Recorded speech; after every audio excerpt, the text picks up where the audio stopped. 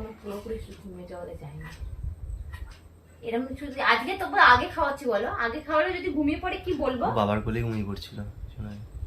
শুনতে এটা খেয়ে না। এই মেয়ে মেয়ে মেয়ে কোথায়? আচ্ছা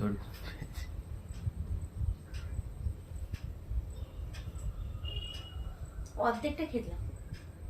ছেলে ঘুম পারি না।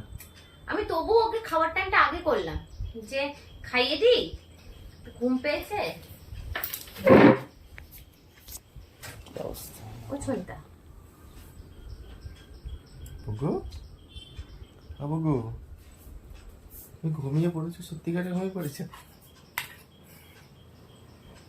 বুগু? ওকে বুগু,